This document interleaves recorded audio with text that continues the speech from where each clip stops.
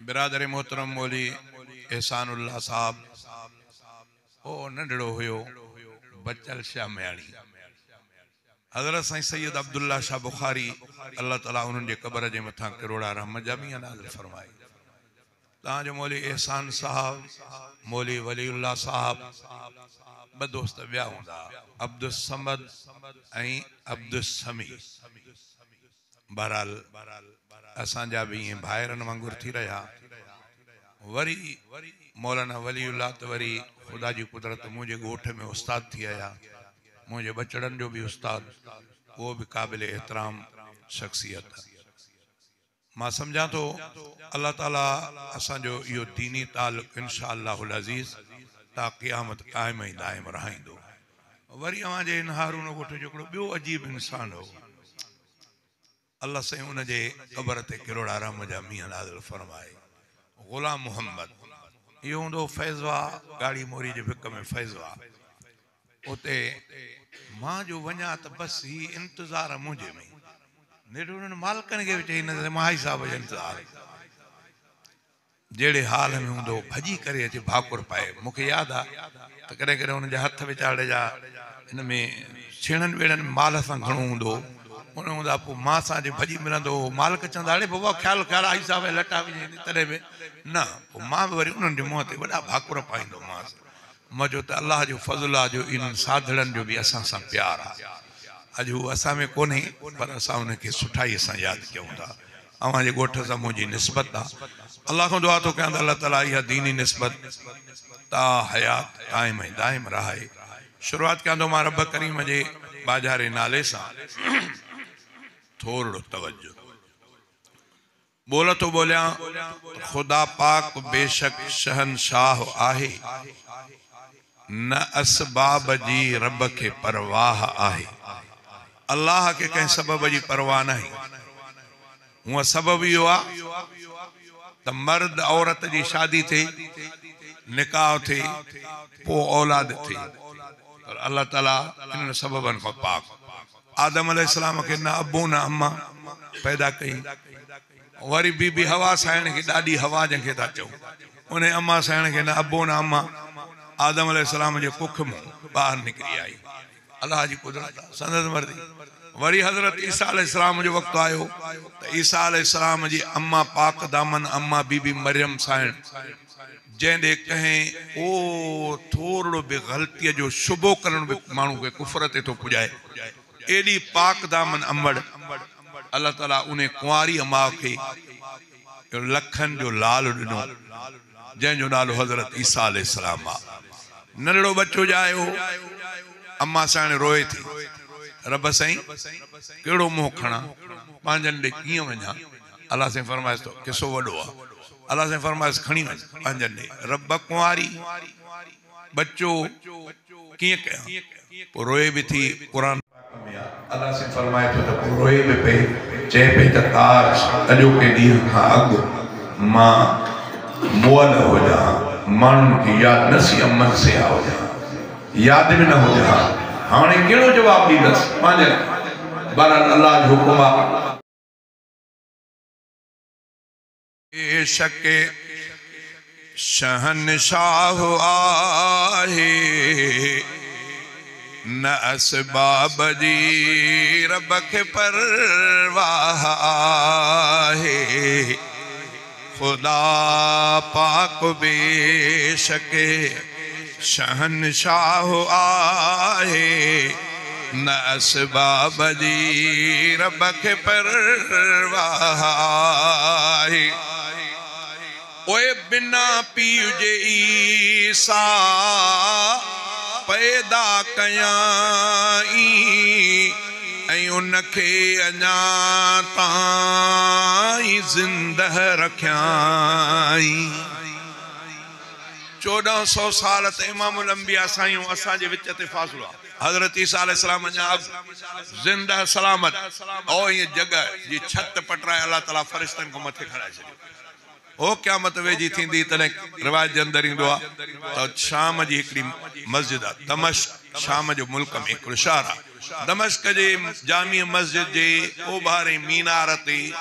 अल्लाह जे तरफ खां 2 मलाइक हज़रत ईसा अलैहिस्सलाम खे खणी ईंदा उन मीनार ते लाहींदा पोइ हेठों हे ॾिसंदी ख़ल्क़ त पोइ वरी मीनार ते ॾाकिणियूं रखंदा हज़रत ईसा अलैहिस्सलाम हेठि लही ईंदो पर किसो तमामु वॾो ज़िंदा सलामत चोसे आसमान ते अल्लाह ताला रहियो इमामुल अंबिया मेराज वारी राति विया मुलाक़ात थी हज़रत ईसा सां बोल छा चई बिना पीउ जे ईसा पैदा कयाई ऐं उनखे अञा ताईं ज़िंदह रखियाई ऐं उनखे अञा ताईं ज़िंदह रखियाई हा ताक़त इहा रखंदो अल्लाह आहे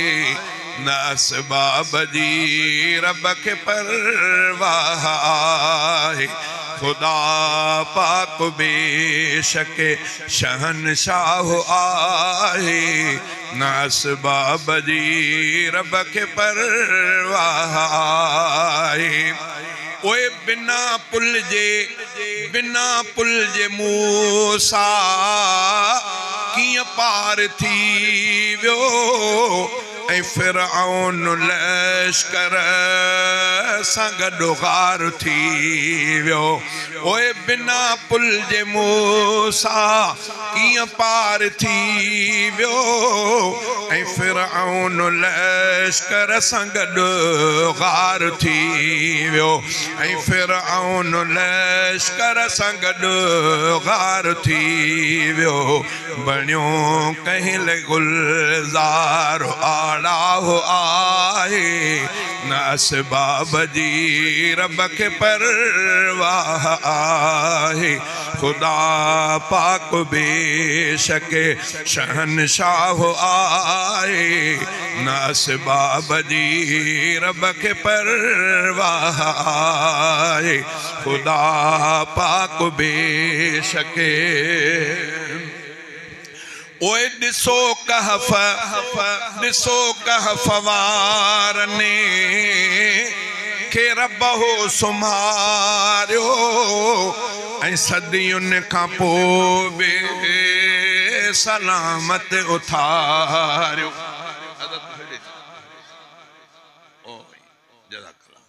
हीअ शइ अहिड़ी आहे जे मुंहिंजे वात जे साम्हूं हेॾो दोस्त पैसनि जी ख़ुशीअ में हिन सां टकराईंदा हे वरी साईं जे ईअं कमु ख़राबु न थिए ॻाल्हि सम्झ में आई अदा तूं मेरी थी हिन पासे ॾे कंहिंजी खशटी न असहाब कहफ क़ुरान पाक में सूरत जो नालो बि आहे कहफ उहे वक़्त जे बादशाह जे ज़ुल्म खां तंग थी करे 2-3 नौजवान ज़ोरीअ पियो उन्हनि खां पंहिंजो मज़हब फेराए उन जो ज़ुल्म को रात जो ऊंदाई में निकिरी पिया तो दीन पंहिंजो मज़हब तो बचायूं हक़ वारा ईअं निकिरी पिया हलंदे हलंदे सॼी राति पंधु कंदे कंहिं पहाड़ी इलाइक़े में ॾिठो त हाणे सिज उभरण वारो आहे केरु ॾिसे बि न राति जो पहर आहे हिकिड़ी चुर में गार में वञी सुम्ही विया त बाबा कंहिंखे ख़बर बि न पए गार में जो सुम्हिया त हिनखे थधड़ी हवा आई निंड अची वई त इहा निंड एॾी डिघी थी जो सालनि जा साल एतिरो क़ुरान पाक चयो आहे त 309 साल घणा 309 साल ये सुम्हिया रहिया असाब का 309 सालनि खां पोइ अचानक जाॻिया हिकु ॿिए यको सुम्ही पिया निंड अची विया हाणे उथो हाणे ॾींहुं थोरो थियो आहे हेड़ी महिल ते बचाव बि थी वियो आहे हाणे हीअं था कयूं कुझु सामान केरु शहर मां हिकिड़ो वठी अचे पोइ वरी राति जे पहर में वरी निकिरी पवंदासीं वरी ईअं न त रस्ते ते रुकावट न थिए हिकिड़ो हिकिड़े खे मोकिलियो तूं वञ को वञी खाधे पीते जो को सामान वठी आहे उहो वीचारो खणी आयो पैसा उहे जेके खणी आया खाधे पीते जो सामान वरितई सामान वठण खां पैसा ॾिनई त हुन दुकानदार चयो भाई पैसा कहिड़ा थो ॾे 309 साल पुराणे दौर जा पाकिस्तान खे अञा 70-75 साल थियो आहे वो 300 माना सिक्का मटी जी सटी अलाए काॾा विया हुन जो भाई पैसा छो पैसा त आहिनि हुनखे कहिड़ी ख़बर त असां को हेॾो 300 साल गुज़रिया आहिनि हे बाबा आहिनि त पैसा चइबो भाई ये पैसा कीअं हे कान वहंदासीं पैसा हुनखे शक पियो हुकूमत खे इतला के हीअं माण्हू अलाए कहिड़ा पैसा खणी आयो आहे हिन खे खणी वीचारे खे वरितऊं बाबा तूं काॾों जो कीअं हे परेशान थी शामाजरा थी आहे पंधु त एॾो कोन कयोसीं वक़्तु त एॾो कोन गुज़रियो आहे इते ॻाल्हियूं घणियूं निकिरनि थियूं पर मां इन पासे ॾे न वञा थो असां मुख़्तसर असां बि कहफ़ वक़्त जा उन वक़्त जा वली हुया बुज़ुर्ग हुया जे चवंदा हो बाबा वली कामिल हुया पर वीचारनि खे ख़बर कोन पई त अलाए ॾींहुं गुज़रियो अलाए 2 ॾींहं गुज़रिया आहिनि इहा ख़बर ई कोन हो परेशान थियो नेठि हुकूमत हुनखे वधो त बाबा तूं ॾस थिए काॾों वेंदासीं पैसा आहे तूं काॾों वेंदा हाणे परेशान छा थिए नेठि मजबूर थी करे ॾसीं त असां हीअं हेतिरा दोस्त निकिता हुआसीं 2-3 दोस्त पोइ हुन जबल जे हिकिड़े किनारे में चुर में उते हाणे जो वरी असां सुम्ही पियासीं हाणे जो असांखे जाग थी वरी मां चयोसीं भला कुझु शहर मां का शइ वठी अचां अरे बाबा हे त 300 साल खां अॻु जी ॻाल्हि थो तूं करे तूं काॾों हाणे अल्लाह तबारक व तआला इहा ॻाल्हि क़ुर पाक में कई आहे अल्लाह ताला उन्हनि खे मग़फ़ी रखियो बसि वीचारा उहो बि ॻोल्हे न सघियो त किथे हुया मुंहिंजा साथी ईअं उहो महफ़ूज़ थी विया 300 साल खां मथे क़ुर पाक में शेर में छा थियो चई ॾिसो कहफ़ वारनि के रब हो सुम्हारियो ऐं सदियुनि खां पोइ बि सलामत उथारियो इन 300 साल में कंहिं किविल चकु न पातो हा को ॾेंबू न आयो को माकोड़ो न आयो पया न चुर सुम्हिया पिया तरो ताज़ा हवा इन्हनि खे मिटीअ सां न लटियो मींहं बारिश इन्हनि खे इन्हनि जे जिस्मनि खे कुझु न कयो कीअं इहा रब जी कुदरत 309 साल क़ुर पाक जी ॻाल्हि थो कयां चई ॾिसो कहफ़ वारनि खे रब हो सुम्हारियो ऐं सदियुनि खां पोइ बि सलामत उथारियो ईअं भी खणा ईंदो रब साहो आहे ईअं भी खणा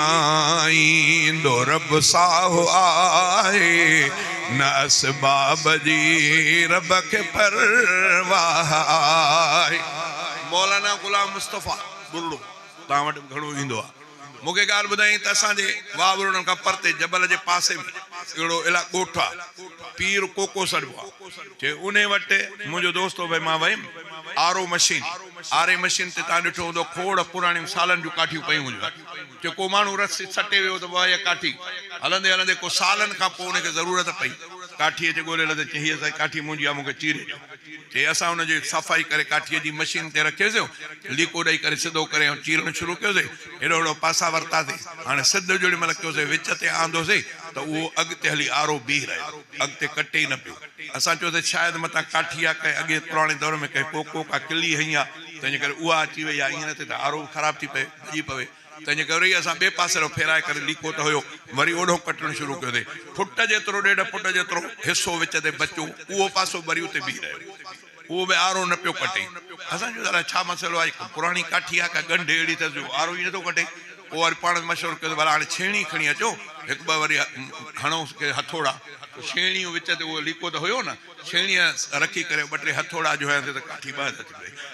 थी पई त अंदरि आखेरो ठहियल हो उन में हिकिड़ो जीअरो पखी वेठो न सोरा न लीक न कागर सोरा उन पखी उन पखीअ जे पेरनि में जीअं न चांवर हूंदा आहिनि अहिड़ी का खाधे जी शइ हुई असां उन पखीअ खे खणी पिंजरे में रखियोसीं 2-3 ॾींहं खोड़ माण्हू ॾिसण बि ॿिया आया न 2-3 ॾींहं पोइ पखी मरी वियो इहो रब आहे न सोराख आहे न को लीको आहे न को चीर आहे अल्लाह ताला इन पखीअ खे अंदरि कीअं पालियो कीअं इहा रब जी कुदरत आहे चई त ॾिसो कहफ़ वारनि खे रब हो सुम्हारियो ऐं सदियुनि खां पोइ बि सलामत उथारियो ईअं भी खणा ईंदो रब साहो आहे न असबाब जी रब खे परवाह आहे खुदा पाक बेशक शहनशाह आहे न असबाब जी रब के परवाह आहे हू अधरात जो सिज उभारे सघे थो ऐं सिज हूंदे तारा ॾेखारे सघे थो, उहा रात जो सिज उभारे सघे थो, ऐं सिज हूंदे तारा ॾेखारे सघे थो। मञींदो न हीअ ॻाल्हि, मञींदो न हीअ ॻाल्हि, गुमराह आहे, न असबाब जी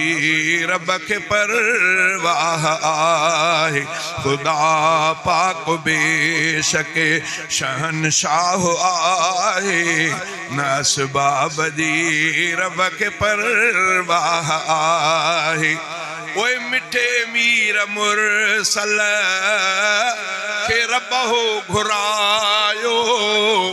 करे पल में साईं वॾा सैरायो। 15 सिपारे जी शुरुआत। सुभान अल्लज़ी अस्रा बिअब्दिही लैलम मिनल मस्जिदिल हराम इलल मस्जिदिल अक्सा।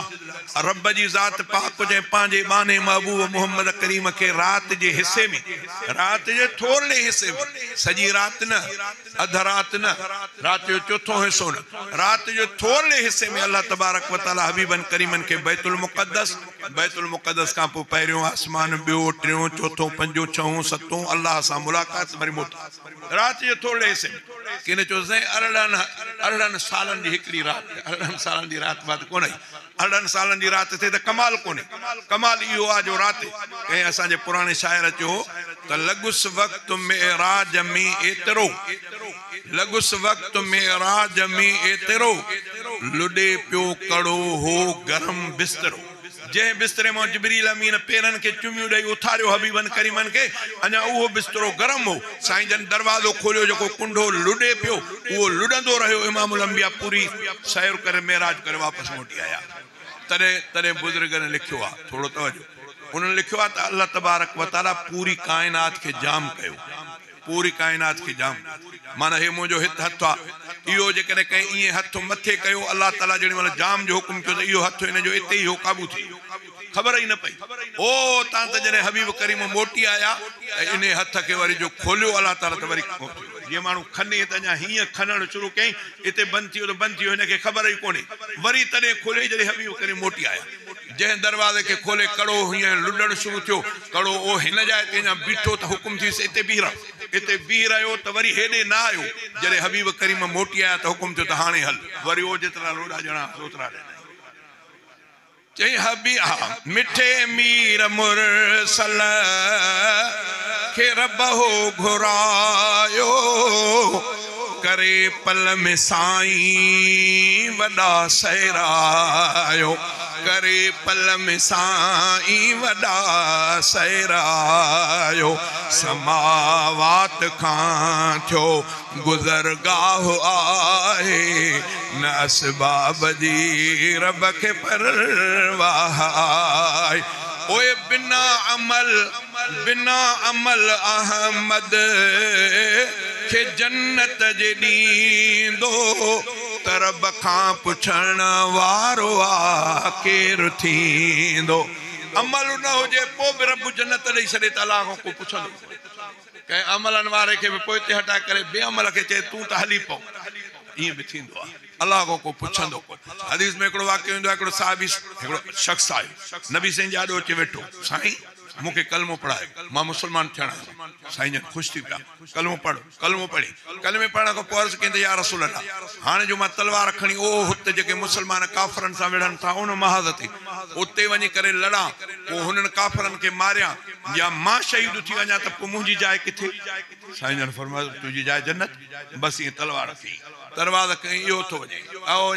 जंग में शुरू थियो, खोड़ क़तल कयईं, पाण शहीद थी। जॾहिं जनाज़ा मुस्तफ़ा साईं जे आॾो आंदा विया, तॾहिं हबीबन करीमन फरमायो त अचो त उहो शख़्स तव्हांखे ॾेखारियां जंहिं ज़िंदगीअ में हिकिड़ी नमाज़ बि न पढ़ी, हिकिड़ो रोज़ो बि न रखी, न ख़ैर न ख़ैरात, न हज, न ज़कात, न उमरो, न कुझु, का बि नेकीअ जी ॻाल्हि कोन। बसि हेॾो कलमो पढ़े, होॾो शहीद जंग में शरीक थियो, शहीद थी वियो, अलाह जन्नत ॾेई छॾियसि। नमाज़, रोज़ो, हज, ज़कात कुझु कोन। चई जेकॾहिं रब मूंसां बि ईअं फज़ुल फरमाईंदो हो, मुंहिंजे बुराइनि खे ईअं परे करे मूं ते पंहिंजो फज़ुल फरमाईंदो त केरु रब खां पुछंदो त कोन। चई बिना अमल अहमद के जन्नत जे ॾींदो तरब खां पुछण वारो आ केरु थींदो तरब खां पुछण वारो आ केरु थींदो रहमत संदो दरियाहो आहे न असबाब जी रब खे परवाह आहे खुदा पाक बेशक शहनशाह आहे न असबाब जी रब खे परवाह